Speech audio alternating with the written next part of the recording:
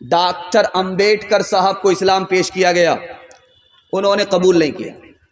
پوچھا گیا آپ اسلام کو اچھا سمجھتے ہیں لیکن قبول کیوں نہیں کرتے ہیں؟ کہا مجھے 80% مسلمان ہندوستان کا مسلمان ہی نظر نہیں آتا، اس لیے مجھے 80% مسلمان ہندوستان کا مسلمان نظر ہی نہیں آتا، اس کی وجہ سے میں اسلام قبول نہیں کرتا۔ اب دور دیکھیے کہ امبیڈکر صاحب اسلام سے محروم ہوئے، کیوں؟ ہم نے نبی کا چہرہ نہیں بنایا، ہم نے نبی کے بال کو زندہ نہیں کیا، ہم نے نبی کی داڑھی کو زندہ نہیں کیا، ہم نے نبی کا لباس نہیں پہنا، ہم نبی کی سنت سے دور رہے، لوگ اسلام سے دور ہو گئے۔ آپ دیکھ لیجئے یہاں سے لے کر کے پنجاب تک کوئی سکھ آپ کو بغیر پگڑی کے بغیر داڑھی کے نظر نہیں آئے گا، اور سکھ کی تعداد اس ہندوستان میں ایسی ہے جیسے آٹے میں بال، اور مسلمانوں کی تعداد اس ہندوستان میں اتنی ہے جیسے آسمان پر ستارے، لیکن مسلمان ذلیل ہیں، اور عزت کس کو مل رہی ہے؟ سکھ اور سردار کو مل رہی ہے، مسلمان سے زیادہ جانتے ہیں کیوں؟ سکھ اور سردار نے دین اور دھرم کو دانت سے پکڑا، اللہ نے عزت کی چوٹی پر پہنچا دیا، ہم نے دین اور دھرم کو ٹھوکر مارا، اللہ نے ہمیں ذلت کے ٹھوکروں میں ڈالا۔ ایک آدمی بولا حضرت تھانوی کے پاس آ کر کے داڑھی رکھتا ہوں، لوگوں سے ڈر لگتا ہے مذاق اڑائیں گے، لوگوں سے ڈر لگتا ہے داڑھی رکھوں گا مذاق اڑائیں گے۔ کہہ رہے اللہ کا بندہ تو لوگ ہے، لگائی نہیں ہے، لوگوں سے تو لگائی ڈرتی ہے، مردانہ وار اعلان کر دو کہ میں نبی کی سنت کو زندہ کر رہا ہوں، جس کو جو کہنا ہے کہ۔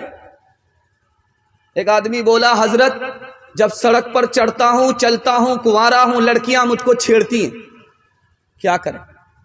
حضرت نے جواب دیا کہ سر پر پگڑی باندھ لو، چہرے پر داڑھی رکھو، اور ہاتھ میں تسبیح لو، قسم کھاتا ہوں ساری لڑکیاں بھاگ جائیں گی، کوئی تم کو چھیڑے گی نہیں۔ یہ سنت کی برکت ہے۔ انشاءاللہ بیوی سے پوچھ کر کے داڑھی رکھیں گے، ہاتھ اٹھائیے انشاءاللہ۔ یہ دیکھیے بڑا مشکل ہوگا، دوپٹے کی جب ہوا لگے گی تو قبلہ بدل جائے گا۔ اگر داڑھی کے رکھ لینے سے چہرہ بدنما لگتا تو یہ داڑھی میرے سرکار کی سنت نہیں ہوتی۔ جو محبوب خدا کی دوست تو صورت بناتا ہے، جو محبوب خدا کی دوست تو صورت بناتا ہے، خدا کو بھی پھر اس کی اس ادا پہ پیار آتا ہے۔ میرے سرکار کو ہوگی اذیت ترک سنت پر، بھلا عاشق کبھی محبوب کا دل خود دکھاتا ہے۔ جو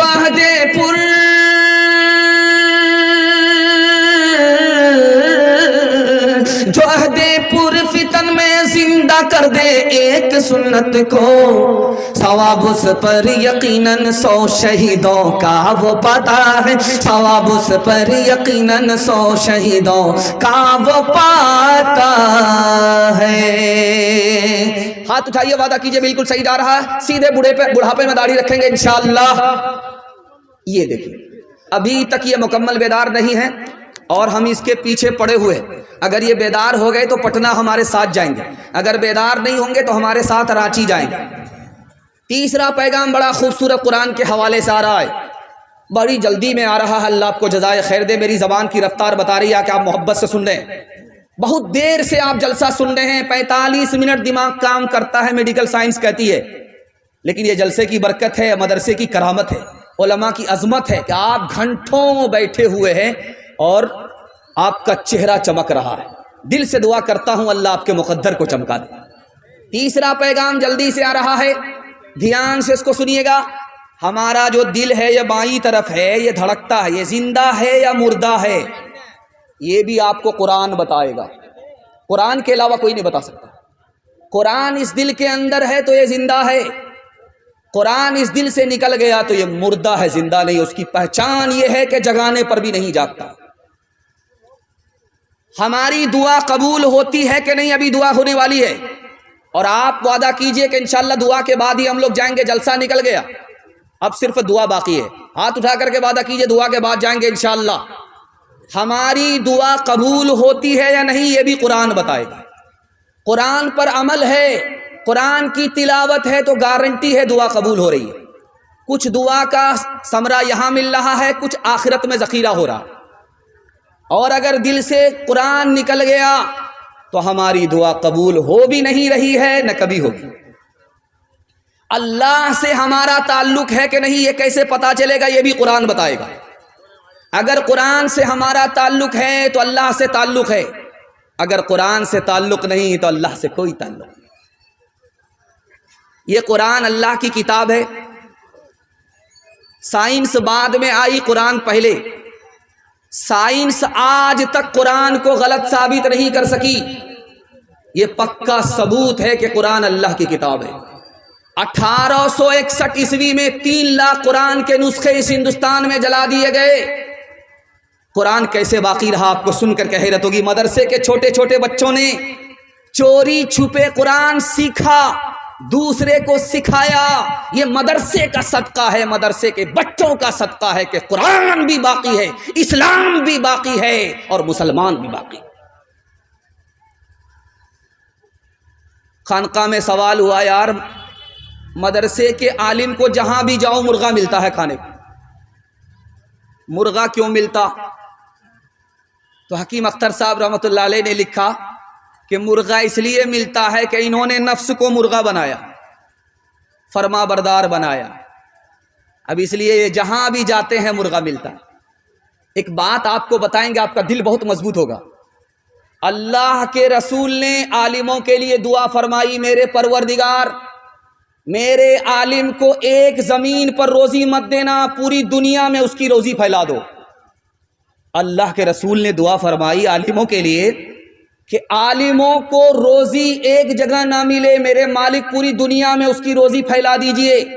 عالم میں اس کی روزی، عالم کی روزی عالم میں پھیلا دیجئے، تاکہ جب وہ روزی کھانے کے لیے جائے تو میرا دین اسلام بھی پورے عالم میں پھیلا دے۔ انشاءاللہ میرا بچہ ڈاکٹر بعد میں بنے گا، پروفیسر بعد میں بنے گا، مدرسے کی پہلے تعلیم لے گا، پہلے مسلمان بنے گا۔ ہاتھ اٹھا دیجئے انشاءاللہ۔